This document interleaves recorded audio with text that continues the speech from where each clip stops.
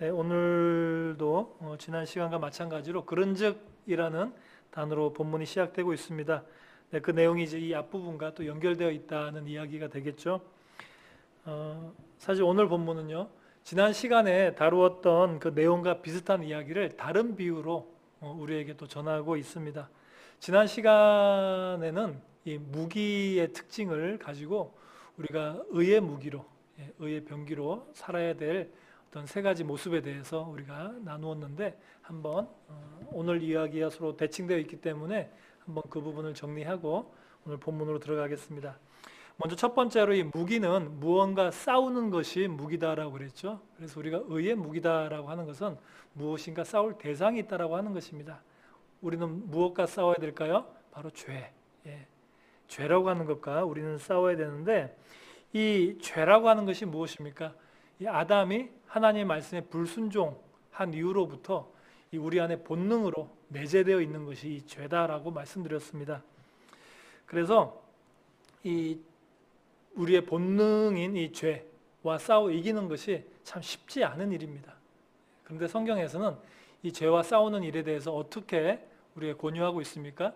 히브리서를 보면 너희는 피 흘려가면서까지 싸워야 된다라고 우리에게 권고하고 있습니다. 피 흘리기까지 싸운다. 이건 무슨 의미죠? 목숨 걸고 싸우라는 뜻입니다. 목숨 걸고 싸우라. 무슨 뜻일까요? 우리가 우리 스스로 짓는 죄에 대해서 흔히 이렇게 생각합니다. 뭐 세상 살다 보면 뭐 이 정도는 뭐 할 수도 있지 뭐. 또 우린 뭐 연약하니까, 우린 부족하니까 또 이렇게 죄 지을 수도 있지.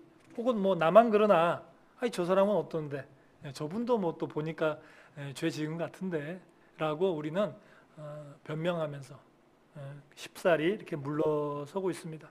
하지만 성경은 그렇게 하지 말라는 것입니다. 목숨을 걸라는 거예요. 죄와 싸우는 문제에 있어서는 그렇게 허리멍텅하게 하지 말고 목숨을 걸고 피 흘려가면서까지 그 죄와 싸워서 이길 것을 우리에게 권하고 있는 것이죠. 근데 이 과정에서요, 우리 마음이 좀 다칠 수 있습니다. 왜냐하면 우리가 이 하나님의 복음을 받아들이기 전에는 상관이 없어요. 상관이 없는데 하나님의 말씀이 내 안에 들어와서 이 안에서 살아 움직이기 시작하시면요, 죄에 대해서 민감해집니다. 그러니까 선한 양심이라고 하는 게 더 강화되는 그런 일들이 일어나거든요. 그래서 이제는 우리 자신도 죄 짓고 싶지 않아요. 사실은 원치 않는 겁니다. 우리도 원치 않는데, 그런데 우리 육신이 연약한 거예요. 아직은 우리 믿음이 이 죄 앞에서 쉽게 무너지는 겁니다. 그래서 또 죄를 짓고 다음날 또 같은 죄를 짓고 하는 그런 연약한 나의 모습을 보면서 우리 마음이 다칩니다. 내가 결국 이거밖에 안 되는가? 내 믿음이라고 하는 것이 내가 이렇게 정말 부족한가? 난 언제 정말 하나님의 자녀답게 살 수 있는가? 라고 하는 그런 좌절감들이 우리에게 생겨날 수 있습니다. 그러나 그렇게 좌절하실 필요 없고 낙심하실 필요가 없습니다. 왜냐하면 이것은 우리가 성화되는 과정입니다. 우리가 거룩해지는 과정에서 어쩔 수 없이 겪어야 되는 그런 아픔과 성숙의 그런 과정이다 라고 하는 것을 아시고, 다만 좀 이제 우리가 노력해야 될 것은 어제보다 더 나은 오늘, 그리고 오늘보다 조금이라도 더 나은 내일, 그죠? 그래야 뭔가 좀 희망이 있겠죠. 계속 좀 죄를 짓더라도. 근데 어제보다 오늘 더 심하고 오늘보다 내일이 훨씬 더 심하면 이제 희망이 없는 거니까 절대로 그렇게는 하지 마시고, 조금이라도 나아질 수 있을 때 우리는 더 큰 소망을 가지게 될 것이고, 하나님 우리 그런 모습을 바라보시면서 우리가 어떤 죄를 짓고 똑같은 죄를 정말 70번씩 7번씩 짓더라도 언제라도 주님 앞에 달려가서 회개하면 우리 주님은 또 용서하시고 또 품에 안아 주실 것입니다. 이제 두 번째 우리가 의의 무기로서 해야 될 일은요, 무기라고 하는 것은 항상 잘 갈고 다듬어야 된다 그랬습니다. 특별히 우리가 의의 무기로서 잘 다듬어야 될 부분은 무엇일까요? 그것은 믿음이라고 말씀드렸습니다. 우리에게 무엇보다 중요한 것은 이 믿음이겠죠. 우리 그리스도인들은 이 믿음이 특별해야 되는데요. 그래서 이걸 잘 갈고 다듬어야 되는데 얼마나 갈고 다듬어야 될까요? 그죠? 이걸 알아야 되잖아요. 도대체 언제까지 이걸 우리가 갈고 다듬어야 되는지 그 기준이 하나 있습니다. 그게 무엇이었습니까? 믿음이 본능이 될 때까지. 아까 우리가 이 죄가 어려운 이유가 뭐라고 그랬죠? 왜 죄를 이기기 어렵습니까? 죄가 우리 안 내재된 본능이기 때문에 어려운 거예요. 이게 그냥 말릴 틈도 없이 어떻게 제어할 틈도 없이 그냥 확 튀어나와 버리는 겁니다. 이 죄악이라고 하는 게. 그래서 힘든 거거든요. 이 믿음도 그렇게 만들어야 돼요. 이 믿음도 본능이 될 수 있도록. 그래서 우리가 어떤 내 믿음을 딱 발휘해야 되는데 막 계산을 해보고 생각을 해보고 앞뒤를 재보고 그런 것이 아니라 내가 어렵고 힘들고 또 내가 유혹당할 때 그때는 본능적으로 내 안에 있는 이 믿음이 탁 튀어나와 가지고 나를 그런 유혹으로부터 나를 그런 어려움으로부터 지켜낼 수 있도록 본능이 될 수 있도록 우리는 믿음을 잘 갈고 다듬어야 됩니다. 근데 이 믿음을 갈고 다듬는다고 하는 것이 우리가 이 무기를 예를 들어서 무기를 내 앞에 딱 두고 말로만 하는 게 아니잖아요. 말로 뭐 날카로워져라 한다고 해서 무기가 날카로워지는 게 아니잖아요. 무기는 어떻게 해야 날카로워집니까? 손에 숫도를 들어야 돼요. 그죠? 손에 숫도를 들고 땀을 흘려가면서 그 칼을 다듬어야 됩니다. 갈아줘야 됩니다. 이 믿음도 마찬가지예요. 내가 그냥 바라기만 해서 되는 것이 아니에요. 내가 소망한다고 해서 내 믿음이 강해지고 다듬어지는 게 아니에요. 숫도를 들어야 돼요. 그게 바로 기도와 말씀인 겁니다. 기도와 말씀으로 정말 수백 번, 수천 번 내 믿음의 칼을 내가 다듬고 갈아야 됩니다. 그래야지 비로소 이 믿음이 본능처럼 날카로운 의의 무기가 되어서 우리를 무너뜨리려고 덤벼드는 그런 악한 영의 무리들을 우리가 이겨낼 수 있고 또 쫓아낼 수 있다는 것을 우리가 잘 명심하고 기도와 말씀, 특별히 그래서 작년에 우리가 말씀 통독했고 올해 이어서 기도를 같이 특히 중보기도 할 수 있는 그런 시간들을 가지고 있는데 저도 사실은 모태 신앙이죠. 모태 신앙인데 솔직히 말씀드리면 한 30 중반까지는 성전 뜰만 밟았던 것 같아요. 이제는 그게 뭔지 이제 구별이 가요. 성전 뜰만 밟고 다니는 거하고 정말 와서 하나님 만나고 돌아가는 게 천지 차이거든요. 근데 성전 뜰만 밟고 그렇게 다녔을 때는 이 믿음을 말씀과 기도로 갈고 다듬어야 된다는 것이 무슨 의미인지 몰랐는데 이제는 조금씩 깨닫습니다. 이 말씀과 기도가 없으면요 절대로 믿음은 성장하지 않습니다. 믿음은 들음에서 나는 거예요. 그래서 말씀을 통해서 기도를 통해서 말씀을 통해서 하나님의 음성을 듣고 또 기도를 통해서 하나님의 음성을 듣고 하는 그런 일들이 반드시 있어야 할 것입니다. 세 번째 우리가 의의 무기로 생각해야 될 일은 무기는 누구의 손에 들리는 게 무기다 그랬죠. 그래서 누구의 손에 들리느냐 하는 게 굉장히 중요합니다. 여러분들 굉장히 좋은 믿음을 가질 수 있어요. 성경에 대해서 해박한 지식을 가질 수 있어요.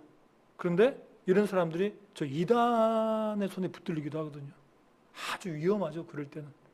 그래서 누구 손에 매달리느냐 하는 게 들리느냐는 게 너무너무 중요한 거예요. 여러분들 제가 저번 시간에 말씀드렸지만 같은 칼이지만 강도가 잡으면 어떻게 됩니까? 그 칼은 사람을 죽입니다. 그러나 그 칼을 의사가 잡으면 죽어가는 사람도 살릴 수 있는 그런 메스가 된다라고 하는 것이죠. 그래서 우리가 인생이 이 악한 영의 손에 붙들리면요 이웃을 해쳐요. 그리고 심지어 나도 해칩니다. 하지만 우리가 하나님의 손에 붙들리면 그때는 이웃을 살리고 이웃의 영혼을 살리고 또 나의 영혼도 살리는 그런 일이 일어나게 되는 것입니다. 이처럼 우리가 의의 무기가 되어서 잘 다듬어진 믿음의 본능을 가지고 또 이 죄와는 피 흘려 가면서까지 싸우면서 이겨서 내 이웃들을 유익하게 하고 하나님을 기쁘시게 하는 그런 삶을 살아갈 때 우리의 인생은 복되고 생명력이 넘치는 그런 삶을 살아갈 수 있을 것입니다. 지금까지 말씀드린 것처럼 저번 시간에 무기를 비유로 저희가 어떤 삶을 살아가야 될지 의의 무기가 된다라고 하는 것이 어떤 의미가 있는 것인지에 대해서 제가 설명을 드렸고요.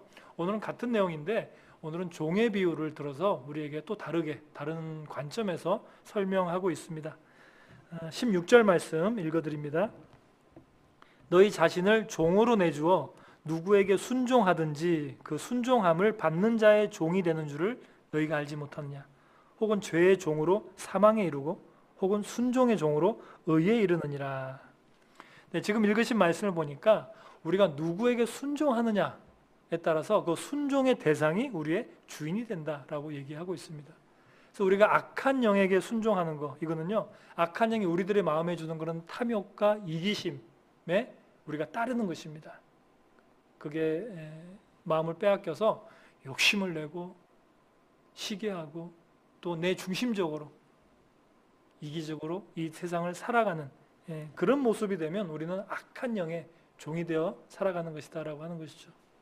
반면에 우리 마음에 내재되어 있는 그런 죄의 본능들을 우리가 다 이겨내고 하나님이 우리에게 주신 선한 양심을 따라서 우리가 하나님의 말씀에 따라 순종하며 이웃들과 하나님께 우리의 사랑을 보여드리면서 살아갈 때 그때 우리는 다 의의 종이 될 수 있다라고 하는 것이죠.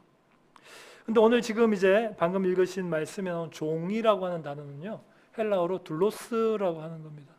이 둘로스에는요, 물론 종이라는 의미도 있어요. 하지만 가장 첫 번째 뜻은요, 노예예요. 노예. 노예가 첫 번째 뜻이고, 다음 이제 두 번째가 종 이렇게 나오는데, 사실 둘로스는 노예로 해석하는 게 더 정확했죠. 제가 일전에 한번 말씀드렸는데 우리나라에는 이런 노예 개념이 없었어요. 노예 개념이 없었기 때문에 성경을 번역할 때 우리가 잘 이해할 수 있는 노예보다는 종이라고 하는 단어로 번역이 됐습니다. 그런데 사실은 이 종과 노예는 어마어마한 차이가 있어요. 어마어마한 차이가 있기 때문에 제가 이 노예가 어떤 의미를 가지는지, 그 당시의 노예의 삶이 어떠했는지 먼저 조금 잠깐 말씀드리고 그런 어떤 이해를 가지고 한번 이 말씀을 계속 보겠습니다. 노예는요, 자신의 생명에 대한 소유권이 없는 사람이에요. 그죠? 어떤 뭔가를 소유할 수 있는, 아무것도 소유할 수 없는 사람이 노예예요. 종은 사실은 조금 허용되는 부분들이 있습니다. 그죠? 그래서 종은 결혼도 시키잖아요. 결혼도 시키고 자녀도 있고 또 조금 이렇게 자기 생명에 대해서도 보호할 수 있는 권리가 있었어요. 근데 이 고대 그 함무라비 법에 보면, 그 법전에 보면 그때는 이제 노예도 있고 종도 있었거든요. 노예는요, 법전에 기록된 데 따르면 사람이 아니고 가축으로 들어가는 거예요. 가축으로. 그래서 노예가 일하다가 주인한테 맞아서 죽어도 상관이 없어요. 그건 가축이 죽은 거니까. 근데 종은 틀려요. 종은 뭐 막 이렇게 심하게 막 부리다가 종이 죽으면 거기에 대해서 설명을 해야 돼요. 내 종이 왜 죽었는지에 대해서 설명을 해야지 돼요. 그리고 거기에 대해서 만약에 대가를 치러야 되는 것이 있으면 주인일지라도 대가를 치렀습니다. 노예하고 종은 다른 거예요. 노예는 완전히 모든 생명과 소유를 그 주인에게 내맡긴 사람이 바로 노예였던 것입니다. 그래서 노예가 당시 노예들 중에는 일하다가 그냥 주인한테 잘못 맞아서 죽거나 또 어떤 뭐 전쟁에 끌려가 죽거나 하는 그런 사례들이 굉장히 많았습니다. 근데 당시에 쓰여지는 고대 역사서를 또 몇 이렇게 보면은요, 좀 다른 이야기도 나와요. 그렇게 주인한테 학대당하다가 죽는 그런 노예도 있지만 또 이런 노예도 있었습니다.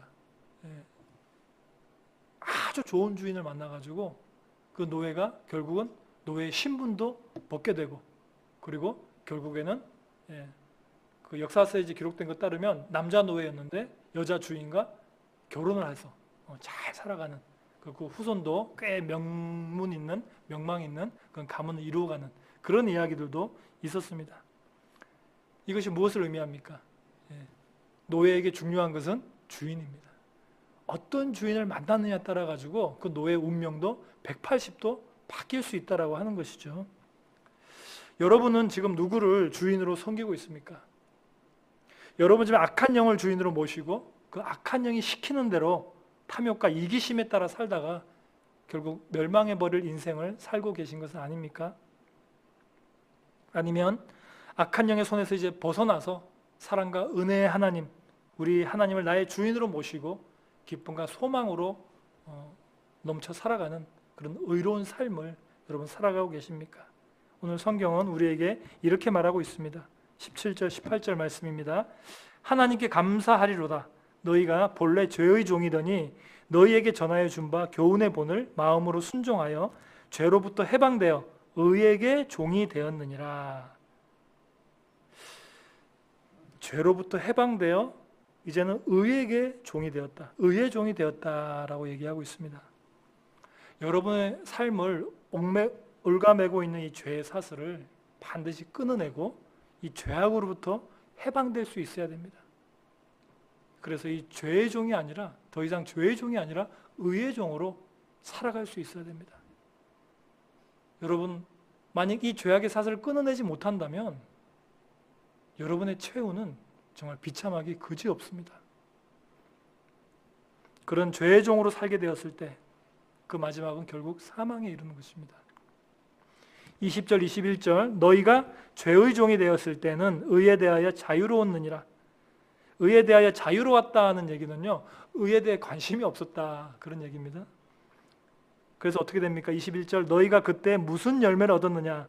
이제는 너희가 그 일을 부끄러워하나니 이는 그 마지막이 사망임이라. 예. 죄의 종으로 살아가면 그 마지막이 무엇입니까? 사망입니다. 성경은 말하고 있습니다. 여러분이 죄의 종으로 살아갔을 때 그 마지막은 사망이 될 것이라고. 그런데 요즘 최근 들어서 정말 최근이죠. 어제 오늘 이 죄의 사슬, 이 올가맨 죄의 사슬을 끊어내지 못한 불쌍한 젊은 영혼들을 저희는 보고 있습니다. 예, 그 이름을 말할 필요는 없지만 여러분 너무나 잘 아는 그런 젊은 연예인들이 이 죄악의 사슬을 끊어내지 못하고 결국은 이 사망의 길로 달려가고 있습니다. 그들은 앞으로 어떻게 될까요? 그들의 죄는 참 심각하고 참 부끄러운 것이지만 저는 개인적으로 이 청년들을 지도하고 있어서 그런지 몰라도 마음이 참 너무 아팠습니다. 이제 그들은 어떤 최후가 기다리고 있을까요? 오늘 어젠가요? 또 보니까 누가 또 직원 때렸다가 조사받고 하던 어떤 사람이 또 자살했다 그러더라고요. 결국 사망인 겁니다. 여러분을 올가매고 이 죄의 사슬을 끊어내지 못하면요, 여러분을 기다리고 있는 것은 사망이라고 하는 것을 우리는 기억해야 됩니다. 반대로 우리가 그런 죄의 사슬들을 다 끊어내고 악한 영의 유혹을 물리치고 의로우신 하나님의 종이 된다면 하나님은 우리에게 약속하고 있습니다. 내가 너희에게 영원한 생명을 줄 것이라고 약속하고 있습니다. 22절 말씀입니다. 22절 그러나 이제는 너희가 죄로부터 해방되고 하나님께 종이 되어 거룩함에 이르는 열매를 맺었으니 그 마지막은 영생이라. 아멘. 우리 사랑하는 성도 여러분들은 죄의 종이 아니라 하나님께 속한 의의 종이 되셔서 사망에서 생명으로 옮겨지는 이 놀라운 역사를 경험하신 줄로 믿습니다. 언제부터인가 우리 한국 드라마를 보게 되면요, 꼭 나오는 이야기가 있는데 출생의 비밀입니다. 그죠? 이게 빠지면 재미가 없나 봐요. 이게 있어야 시청률이 쭉쭉 올라갑니다. 근데 그런 얘기죠. 운전기사 아들인 줄 알았는데 알고 보니까 회장님의 아들이더라. 그래서 막 역전이 되는 일들이, 예. 저는 개인적으로 이런 건 안 봅니다. 근데 가만히 생각해 보니까 이런 출생의 비밀을요, 저희는 어렸을 때부터 많이 들으면서 자랐던 것 같아요. 저는 그랬어요. 저는 이제 저희 삼촌들이 굉장히 이렇게 많으셨어요. 지금도 헷갈려요. 7분인지 8분인지 헷갈리는데 마지막 8째 막내 삼촌이 저랑 나이가 8년인가 밖에 차이가 안 났어요. 막둥이죠. 막둥이 삼촌이, 저는 장손이거든요. 예, 저는 장손이고 막둥이 삼촌이 되니까 8살밖에 차이가 안 나니까 거의 저랑은 친구처럼 자랐거든요. 근데 이 삼촌이 한날 명절 때 이렇게 오면 저랑 친하니까 저를 놀리는 거예요. 그때 흔히 놀리는 거 있잖아요. 야, 너 사실은 있잖아. 내가 이 말 내가 안 하려고 그랬는데 너 다리 밑에 주웠어. 내가 다 봤어. 딴 사람한테 말하면 안 돼. 속는 거예요, 제가. 그때 막 초등학교 때 속는 거예요. 아, 진짠가 보다. 그 말 들으면 이제 한 며칠 우울하게 보냅니다. 거울을 탁 쳐다보면서 그래, 안 닮았어. 엄마 아빠랑 나 닮은 데가 없는 것 같아. 예, 우울하게. 그러면 내 진짜 엄마는 어디 있을까? 진짜 아빠는 어디 있을까? 이런 쓸데없는 그런 고민에 빠져서 한 며칠 지냈던 그런 슬픈 기억들이 있습니다. 그런데 이 아까 읽었던 17절 말씀 보니까요, 우리의 출생의 비밀이 여기 나와 있어요. 우리의 출생의 비밀은 무엇일까요? 17절 상반절, 하나님께 감사하리로다 너희가 본래 죄의 종이더니. 우리가 다 지금 하나님의 의의 종이라고, 그죠? 스스로 생각하면서 이렇게 앉아 있잖아요. 우리는 스스로 의의 종이라고 이렇게 생각하는데 본래 누구의 종이었습니까? 우리는 다 죄의 종이었습니다. 출생의 비밀이 드러난 겁니다. 우리는 원래 다 죄의 종이었어요. 자, 원래 그럼 본래 죄의 종인데, 우리의 출생이 죄의 종인데 우리는 왜 어떻게 의의 종이 될 수 있었을까요? 자, 이제 중요합니다. 잘 보세요. 중요하고 또 어렵습니다. 17절 말씀 하반절입니다. 하반절에 이렇게 나오죠. 너희에게 전하여 준 바 교훈의 본을 마음으로 순종하여. 그랬습니다.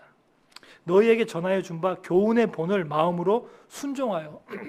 이 여기서 말하는 교훈의 본이 무엇일까?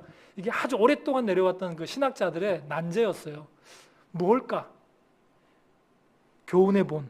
너희에게 전하여 준 교훈의 본. 이것이 무엇일까? 제가 이제 이것 때문에 좀 찾아봤는데 많은 여러 가지 신학자들의 해석이 있는데 저는 이제 칼빈의 해석을 따르기로 했습니다. 칼빈이 쓴 그 로마서 주석을 보시면은요 이렇게 나와 있습니다. 저 교훈의 본을 로마서 주석, 칼빈이 쓴 로마 주석에는 교훈의 본, 예수 그리스도께서 우리의 심령에 새겨주신 의의 형상이라고 나와 있습니다. 제가 그냥 말로 하면 여러분 무슨 말씀인지 헷갈릴까 봐 이렇게 적어드렸어요. 예수 그리스도께서 우리의 심령에 새겨주신 의의 형상. 우리의 심령에 새겨주신까지는 알겠는데, 그죠? 의의 형상, 그러니까 이제 머리가 어지러워지죠. 의의 형상 뭘까? 예. 가로 안에 있는 무조건적인 사랑은 제가 해석해서 넣어드린 겁니다. 자, 간단하게 핵심만 말씀드리면요, 저 교훈의 본, 저게 무엇인가? 그래서 이 땅에 오신 예수님이 우리의 심령에 심어주신 그 극진하신 사랑인 것입니다. 주님께서 이 땅에 오셔서 우리에게 본을 보이고 가신 것이 무엇이라고 생각하십니까? 십자가의 그 희생, 헌신, 기적 무엇일까요? 바로 사랑이었습니다. 여러분의 심령에 새겨주고 싶어 하셨던 것은 바로 사랑이었습니다. 어떤 사랑이죠? 우리가 아직 연약하였을 때, 우리가 아직 회개하지도 않고 여전히 죄인이었을 때, 우리가 주님의 옆구리에 창을 찌르는 원수였을 때, 그럼에도 불구하고 우리 주님은 우리들을 사랑하셨습니다. 주님께서는 그 극진하신 사랑으로 우리의 모든 부족과 허물을 덮어주셨고 무조건적으로 우리의 죄를 용서해 주신 것입니다. 바로 이것이 우리에게 보여주신 교훈의 본이었던 것입니다. 자, 그러면 이 주님의 극진하신 사랑에 우리가 마음으로 순종하였다고 했습니다. 사랑에 순종하였다. 과연 이것은 또 무슨 의미일까요? 교훈의 본을 마음으로 순종하여. 이것이 어떤 의미인지 알아야 되는데, 이 주님의 사랑에 순종하는 것은 어떤 의미일까? 요한복음 13장 34절 35절 말씀에 잘 나와 있습니다. 한번 같이 읽어보시겠습니다. 시작. 새 계명을 너희에게 주노니 서로 사랑하라. 내가 너희를 사랑한 것 같이 너희도 서로 사랑하라.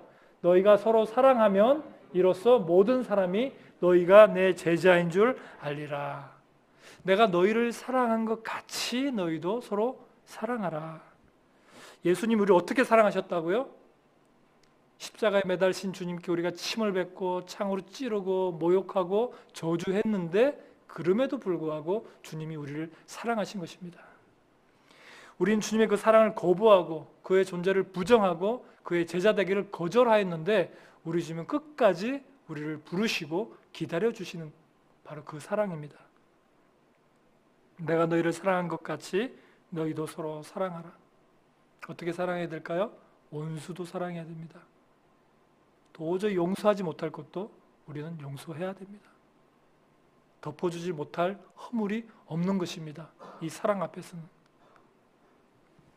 그리할 때 어떻게 합니까? 모든 사람들이 너희가 내 제자인 줄 알리라. 우리가 예수님의 제자다라고 하는 것을 증명하는 것은요, 나는 그리스도인이요 기독교인이라고 인구 센서스에 적는 것이 아닙니다. 거기는 이단들도 그렇게 적는 겁니다. 여러분들이 정말 예수님의 제자라고 이 세상 사람들 알기 위해서는 딱 한 가지 방법밖에 없는 거예요. 주님의 사랑을 우리가 실천하는 거, 보여주는 거, 원수도 사랑하는 모습을 세상 사람들에게 보여주는 거. 그것만이 우리가 주님의 제자라고 하는 것을 증명할 수 있는 유일한 길입니다.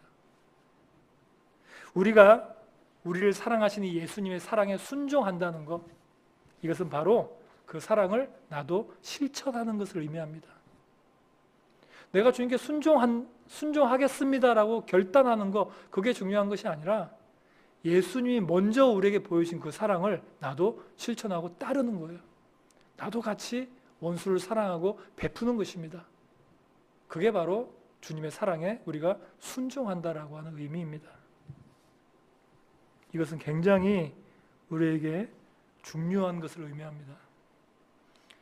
우리가 주님의 사랑에 순종해서 이렇게 사랑을 실천할 때 그때 비로소 어떤 일이 일어납니까? 17절 18절 한번 같이 한번 읽겠습니다. 17절 18절 시작. 하나님께 감사하리로다. 너희가 본래 죄의 종이더니 너희에게 전하여 준 바 교훈의 본을 마음으로 순종하여 죄로부터 해방되어 의에게 종이 되었느니라. 아멘. 본래 우리가 죄의 종이었는데 그게 바로 우리 출생의 비밀인데 우리가 의의 종이 되기 위해서는 어떻게 해야 된다고요? 주님께서 우리에게 보여주신 우리 심령에 새겨주신 그 교훈의 본, 주님의 그 사랑을 내가 순종해야 되는 거예요. 내가 그 사랑에 순종해서 나도 그 사랑을 실천할 때 그때 비로소 우리는 죄의 종에서 의의 종으로 옮겨갈 수 있는 것입니다.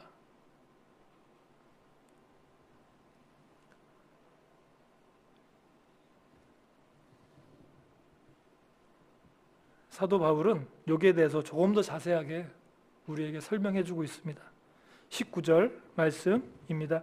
너희 육신이 연약함으로 내가 사람의 이해대로 말하노니 전에 너희가 너희 지체를 부정과 불법에 내주어 불법에 이른 것 같이 이제는 너희 지체를 의에게 종으로 내주어 거룩함에 이르라. 우리가 죄의 종이 된다고 하는 것은 무엇인가에 대해 설명하고 있습니다. 그것은 부정과 불법을 저지르며 산다고 하는 것인데 먼저 한 가지씩 제가 설명드리겠습니다. 이 부정이라고 하는 게 무엇인가? 부정은요, 정자는 올바를 정자예요. 올바르지 않다는 것입니다. 올바르지 않다. 세상적인 의미에서 올바르지 않다는 건 여러 가지가 있겠죠. 그러나 하나님 보시기에 우리가 올바르지 않은 것은 무엇일까요?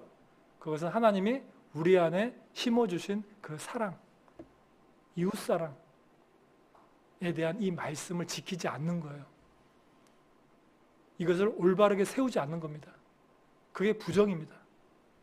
예를 들어서 미움, 시기, 질투, 정죄 이런 이웃 간의 다툼에 대해서 이야기하시는 거예요. 그게 바로 올바르지 않은 거예요. 하나님 보시기에. 이러한 것들은 결국 왜 일어날까요? 이웃에 대한 사랑이 부족하기 때문에 그렇습니다.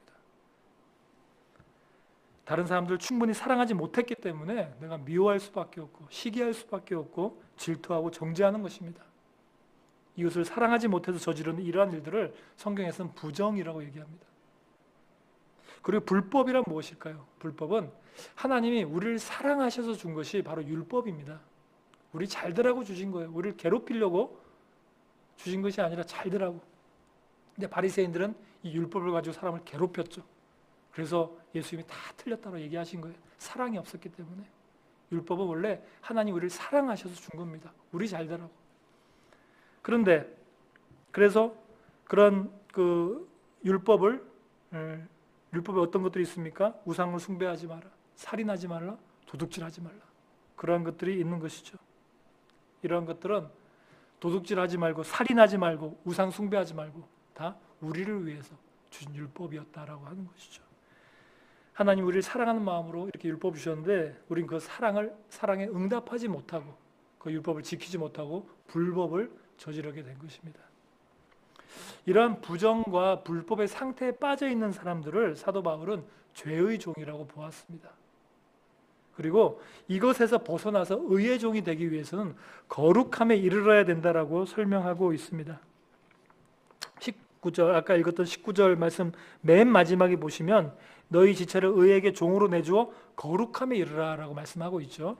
우리가 의의 종이 되기 위해서는 거룩해져야 된다라고 하는 건데, 거룩함은 구별되는 거잖아요. 결국 무엇으로부터 구별되고 분리돼야 될까요? 앞에 얘기했던 부정과 불법에서 우리가 구별돼야 되는 겁니다. 그래야 거룩해지는 것이고, 그래야 의의 종이 될 수 있다라고 하는 것이죠. 그래서 이런 부정이나 불법과 구별되어서 내 안에 심겨져 있었던 그 사랑의 교훈, 우리 주님께서 내 심령에 심겨준 그 사랑의 교훈의 본, 그것이 인도하는 대로, 또 하나님의 율법이, 나를 사랑해 주신 그 하나님의 율법이 우리를 인도하는 대로, 가르치는 대로 살아가는 그 삶, 이것이 바로 이 거룩한 삶, 의로운 삶이 된다고 하는 것이죠. 그래서 이런 부정과 불법과 구별된 거룩한 삶을 살아가려고 우리가 애를 쓸 때, 그때 우리는 죄의 종이 아니라 의의 종이 될 수 있는 것입니다. 여러분, 제가 복잡하게 설명을 드렸는데 왜 우리가 이렇게 의의 종이 되려고 애를 써야 될까요? 하나님이 원하시니까 그렇긴 하겠죠.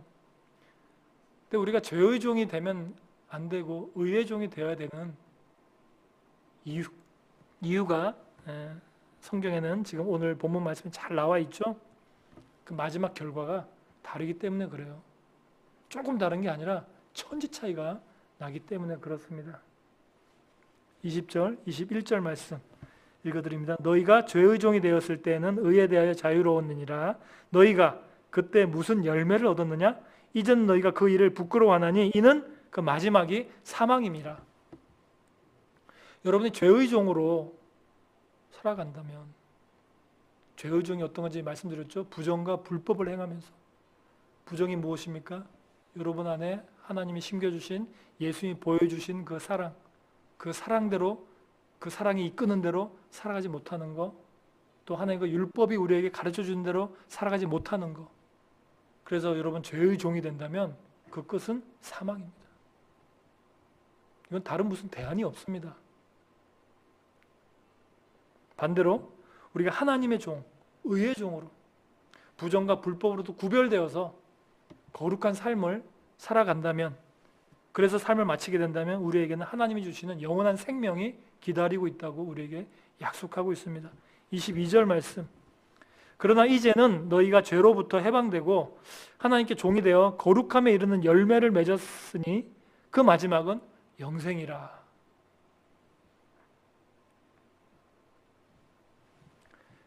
우리가 의의 종으로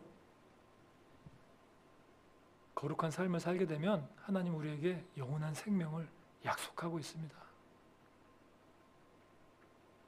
우리는 이제 이 영원한 생명, 하나님께 받은 선물, 이 영원한 생명을 어디서 살아가야 되죠?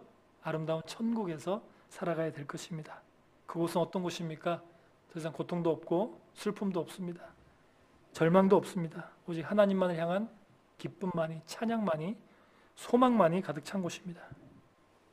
저는 이 자리에 함께 하신 우리 사랑하는 성도 여러분들 모두 다 함께 의의 종이 되어서 모두가 다 저 천국에 다 갈 수 있기를 주님의 이름으로 축복합니다. 이제 말씀을 정리합니다. 하나님은 우리가 죄의 종이 아니라 의의 종이 되어 살아가야 한다고 말씀하고 있습니다. 의의 종이 되는 것은 무엇이었습니까? 예수 그리스도가 우리에게 보여주셨던 교훈의 본, 극진하신 사랑, 그 사랑을 이제 이웃들에게 그리고 하나님께 되돌려드리는 것입니다. 그게 의의 종이 살아가는 모습입니다. 또한 의의 종이 된 사람들은 그래서 악한 영이 주관하는 그런 부정과 불법에서 벗어나게 됩니다. 거룩한 삶을, 구별된 삶을 살아가게 된다는 것이죠. 이제 어떤 삶을 살아야 될지는 여러분들이 선택하셔야 됩니다. 분명한 사실 한 가지는 그 길 끝에서 우리는 서로 다른 결과를 맞이하게 될 것이라는 사실입니다. 죄의 종에게는 영원한 영적인 사망이 주어질 것입니다. 그리고 의의 종에게는 예수 그리스도 안에 있는 영원한 생명이 주어질 것입니다. 23절 말씀 한번 다 같이 한번 읽겠습니다. 23절 시작. 죄의 삭은 사망이요 하나님의 은사는 그리스도 예수 우리 주 안에 있는 영생이니라. 아멘. 저는 이번 말씀을 준비하면서 저의 삶을 많이 돌아봤습니다. 참 많이 두려웠습니다. 의의 삶을 살고 있는가? 과연 내가 사꾼으로 살고 있는 것은 아닌가? 내가 직업인은 아닌가? 정말 하나님이 나는 의의 종이라고 스스로 이렇게 생각하지만 하나님이 보시기에 내가 의의 종인가? 많이 두려웠습니다. 사랑하는 성도 여러분, 이 마지막 말씀을 잘 기억하십시오. 죄의 삭은 사망이요 하나님의 은사는 그리스도 예수 우리 주 안에 있는 영생이니라. 이 말씀을 잘 기억하시고 하나님이 기뻐하시는 의의 종들이 다 되셔서 인생의 여정을 모두 마치시고 난 후에 하나님 앞에 서게 되는 날, 여러분 머리 위에 영원한 생명의 면류관이 씌워질 수 있기를 예수 그리스도 이름으로 축원합니다.